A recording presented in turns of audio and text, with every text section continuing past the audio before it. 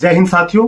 CAPF head constable ministerial और Assam rifle के अंदर कल की नई पोस्ट का नोटिफिकेशन, एक शॉर्ट नोटिस जारी हुआ है, जिसके अंदर सीएपीएफ के अंदर यानी कि CRPF, BSF, ITBP, SSB, CISF, इन सभी फोर्सेज के अंदर एचसीएम की पोस्ट आई है और इसके अलावा असम राइफल के अंदर कल की पोस्ट आई है।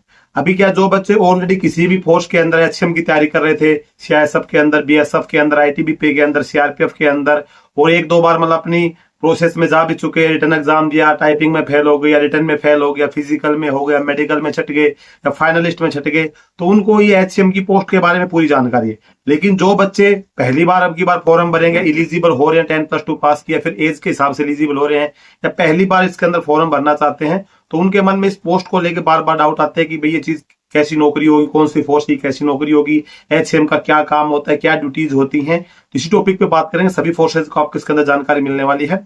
चैनल पे अगर आप पहली बार विजिट कर रहे हैं तो चैनल को सब्सक्राइब जरूर कर लीजिएगा, वीडियो को लाइक नहीं किया तो लाइक जरूर कर देना।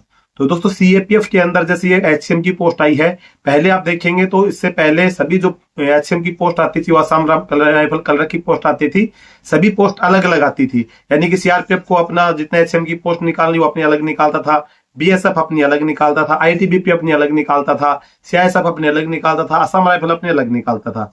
लेकिन अभी ये सभी जो फोर्सेस एमएचए यानी कि मिनिस्ट्री ऑफ होम अफेयर्स के अंडर आती हैं, तो मिनिस्ट्री ऑफ होम अफेयर्स ने भी क्या किया है कि इन सभी फोर्सेज को एक ही साथ में वैकेंसी रिलीज करने का ऑर्डर दिया, और भाई सभी वैकेंसी एक साथ रिलीज करेंगे, जिसको जितनी रिक्वायरमेंट, जितनी वैकेंसी, वो अपनी वैकेंसी पोजीशन देगा कि भाई मुझे इतने एचसीएम चाहिए, मुझे इतने एचसीएम चाहिए, और सभी फोर्सेज ये एक साथ मिला के एचसीएम की पोस्ट निकलेगी। अब ये एचसीएम में जब भर्ती हो जाते, बात करें वर्ग की, तो जो एचसीएम होता है इसकी रैंक होती है हेड कांस्टेबल की। जैसे आप एसएससी जीडी से भर्ती होते हैं तो आप एज ए कांस्टेबल भर्ती होते हैं, लेकिन आप एचसीएम से भर्ती हो रहे हैं, इस पोस्ट को बोलते हैं हेड कांस्टेबल मिनिस्ट्रियल, यानी कि हवलदार की पोस्ट होती है। आपके कंधे पे 3 फीतियां लगी रहती हैं, हवलदार की पोस्ट होती है। लेकिन इस पोस्ट का जो काम होता है, मैनुअली काम जो होता है, वो ऑफिशियल वर्क होता है।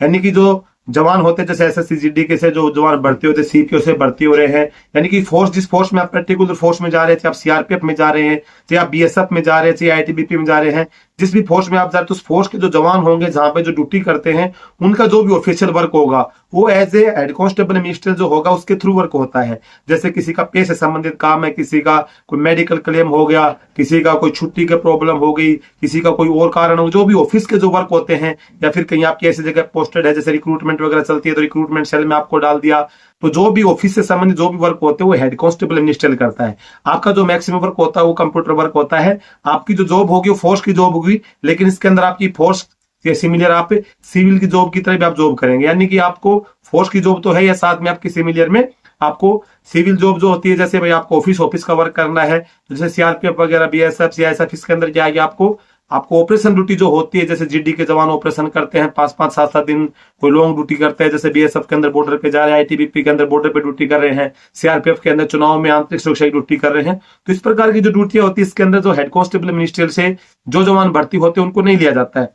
आपका जो मेन टास्क होता है, मेन टास्क आपका ऑफिस का वर्क होता है, और ऑफिस के अंदर जो ऑफिस का जो टाइम होता है, मिनिमम जो आपको देखेंगे भाई, वो हर जगह का एक मतलब भाई मौसम के अनुसार, और आप हर जगह की पोस्टिंग पैलेस के अनुसार भाई 9 से 6 है, 9:30 से 6:30 होगा, इस प्रकार से मतलब जो जनरल ड्यूटी होती है उसी प्रकार का जो टाइम होता है, आपको उसमें टाइम में आपको जाना है, आपको अपने ऑफिस का वर्क करना होता है। उसमें बीच में फिर आपको लंच के लिए टाइम मिल जाता है, संडे का आपको ऑफ रहता है, कोई गवर्नमेंट हॉलीडे आएगा उसका आपका ऑफ रहता है। इसके अलावा आपको इसके अंदर, जैसे आपको जो जीडी के जवानों को 2 महीना ईएल और 15 दिन सीएल मिलती है, छोड़ के सीआईएसएफ को, बाकी जितनी भी फोर्सेज होगी, चाहे आपकी बीएसएफ है, सीआरपीएफ है, आईटीबीपी, एसएसबी है, इन सभी के अंदर सीआईएसएफ को छोड़ के आपको 60 दिन की ईएल छुट्टी मिलती है और 15 दिन की सीएल छुट्टी मिलती है। तो सेम आप हेड कांस्टेबल मिनिस्ट्रियल से भर्ती हो तो आपको भी सेम ही छुट्टियां मिलती हैं।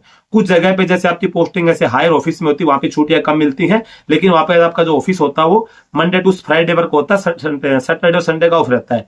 लेकिन आपको संडे का ऑफ हर जगह मिलेगा, बाकी जितनी छुट्टियां मिलती है वो मिलेंगी। गवर्नमेंट हॉलीडे आएगा वो आपको मिलेगा, और आपको अगर अच्छी जगह पे पोस्टिंग आती है तो आपको परिवार को साथ रखने का मौका मिलेगा। किसी प्रकार की नाइट ड्यूटी वगैरह में आपको ज्यादा यूटिलाइज नहीं किया जाता है। आपकी जब ट्रेनिंग कंप्लीट हो जाएगी उसके बाद आप हेड कांस्टेबल मिनिस्ट्री बन जाएंगे, तो आपका जो मेन वर्क जो होगा वो आपका ऑफिस वर्क ही रहता है। तो बेहतरीन जॉब है। जहां तक मेरा मानना यह है कि आप अगर 10+2 पास से भर्ती होना चाहते हैं, फोर्स के अंदर अगर आपका जाने का सपना है, तो हेड कांस्टेबल मिनिस्ट्रियल से, और या फिर एएसआई स्टेनो, दोनों ही लगभग सिमिलर पोस्ट होती है, मिनिस्ट्रियल की पोस्ट होती हैं। इनसे अच्छी पोस्ट आपको नहीं मिल सकती है। अच्छी रिस्पेक्ट है, अच्छा वर्क है, एक मतलब लिमिटेड आप देखेंगे एक यूनिट के अंदर, एक बटालियन के अंदर जहाँ पे 1000, 1200, 1300 जवान होते हैं, वहाँ पे 5-7 मिनिस्ट्री के जवान होते हैं। पूरे जो जवान होते हैं वो आपको पहचानते हैं, सभी आपकी रिस्पेक्ट करते हैं, आपको अपना काम करने के लिए आपके पास आते हैं, काम करवाते हैं, आप अपना काम करते हैं। तो बढ़िया आपका जो वर्क होता है वो परमानेंट आपका ऑफिशियल वर्क होता है। ये नहीं है कि आज आप ऑफिस में काम कर रहे हैं, कल आपको उठा के ड्यूटी भेज दिया, ऐसा कुछ नहीं होता है। आपकी जो फिक्स ड्यूटी रहती है, रिस्क वगैरह भी कम रहता है, मतलब जॉब का जो रिस्क होता है वो भी कम रहता है। इसके अलावा जो हार्ड आप ड्यूटी देखेंगे, जो फोर्स के जो जवान करते हैं, वो हार्ड ड्यूटी भी बाकी जो रैंक की तुलना में बढ़िया ड्यूटी है। लेकिन इसके लिए फिर आपको थोड़ी अभी मेहनत करनी पड़ेगी। जॉब आप फॉर्म भरने से आपको जॉब नहीं मिलेगी, खास करके जो ऑलरेडी जो किसी भर्ती के अंदर ये भर्ती में कंप्लीट प्रोसेस तक पहुंच चुके हैं, फाइनलिस्ट में फेल हुए या फिर मेडिकल में फेल हुए या किसी टाइपिंग टेस्ट में फेल हो गए, तो उनको तो पता है। लेकिन जो बच्चे पहली बार फॉर्म भरेंगे उनके लिए इतना आसान नहीं रहने वाला है। इसके लिए आपको मेहनत करनी पड़ेगी। अगर आप मेहनत करते तो आसान है, लेकिन अगर आप मेहनत नहीं करते हैं तो इतना आसान रहने वाला नहीं। मेहनत आपको सबसे पहले रिटन एग्जाम पे करनी पड़ेगी, फिर फिजिकल पे करनी पड़ेगी, और फिर सबसे बड़ा पहाड़ जो होगा आपका टाइपिंग टेस्ट का होगा। तो टाइपिंग की तैयारी आपको ये मान के चलो कि हिंदी में आपको 30 वर्ड पर मिनट होती है, इंग्लिश में आपको 35 वर्ड पर मिनट होती है। लेकिन इसके लिए अगर आप आज से बैठते 0 लेवल से आप तैयारी करते हैं, तो अगर प्रैक्टिस आप करते रहेंगे तो आपकी जो स्पीड है वो पहुंच जाएगी। लेकिन उसके लिए आपको प्रयास करना पड़ेगा। ये नहीं कि आप सोचते रहेंगे मैं फॉर्म अप्लाई कर दूंगा, उसके बाद मैं रिटर्न एग्जाम दूंगा, उसके बाद मैं रिटर्न में पास हो जाऊंगा, फिर मैं फिजिकल में पास हो जाऊंगा, फिर मेरी टाइपिंग टेस्ट की डेट आएगी तब मैं टाइपिंग की तैयारी करूंगा, तब तो आप क्लियर नहीं कर पाएंगे। आपको टाइपिंग की तैयारी अभी से शुरू करनी पड़ेगी, क्योंकि टाइपिंग की चीज ऐसी है ना, जब प्रैक्टिस करते रहते हैं तो आपकी दिन प्रतिदिन आपकी स्पीड बढ़ती रहती है। अगर आपकी स्पीड 40 वर्ड पर मिनट आ रही है, लेकिन अगर आप बीच में छोड़ देंगे काफी टाइम तक, तो ऑलरेडी आपकी स्पीड डाउन आ जाएगी। तो जो टाइपिंग की जो काम वर्क होता है, आपकी टाइपिंग की जो स्पीड होती है, वो आपके जितने प्रैक्टिस आप करेंगे उसी के हिसाब से आपकी स्पीड बढ़ती है। तो इसके लिए आपको टाइपिंग पे भी आज से शुरू कर देना है कि जैसे वैकेंसी रिलीज होगी, कम टाइम दो। आप स्टार्टिंग में आप रिटर्न पे ज्यादा फोकस करें, लेकिन टाइपिंग पे आप कम टाइम दें, लेकिन धीरे धीरे आप टाइपिंग कम टाइम देंगे तभी आपकी स्पीड धीरे धीरे बढ़ेगी। जैसे आपका रिटर्न एग्जाम हो गया, उसके बाद आप फुल टाइम टाइपिंग टेस्ट को दे दो। तो इस प्रकार से फिर आपकी टाइपिंग की जो स्पीड होगी अच्छी निकल के आएगी, और आपको साथ साथ में दोनों चीजों की तैयारी हो जाएगी। अब ये तो है नहीं कि 24 घंटा बुक्स के ऊपर बैठे रहते हैं, भाई आप 8-10 घंटे 12-13 घंटा बुक पे बैठे नहीं होते होंगे। आप 3 घंटा 4 घंटा 5 घंटा पढ़ाई करते, उसमें से आप 1 घंटा टाइपिंग का दे दिए।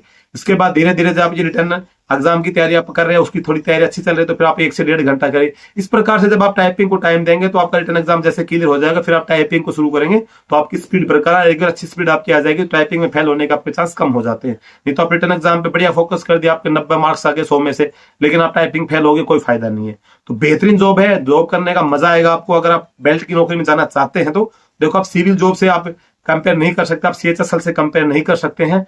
हालांकि अगर आप फोर्स में जाना चाहते हैं तो फोर्स के अंदर जब आप इस जॉब में जाएंगे तो फोर्स के अंदर सभी जॉब से बेस्ट जॉब आपकी रहने वाली है। बेहतरीन जॉब है, अपना मेहनत करिए और अपनी एक सीट पक्का कीजिए, सफल होइए, और जिस भी फोर्स में आप भर्ती होते उस फोर्स के अंदर अपना एक योगदान सुनिश्चित करिए। देश सेवा के अंदर आपका योगदान सुनिश्चित हो जाएगा और आप अपना सपना, अपने परिवार का सपना पूर्ण कर पाएंगे। तो दोस्तों, आज के वीडियो में बस यही छोटी सी जानकारी थी। जानकारी अच्छी लगी तो वीडियो को लाइक जरूर कर देना, चैनल पे पहली बार विजिट कर सब्सक्राइब जरूर करना। जय हिंद।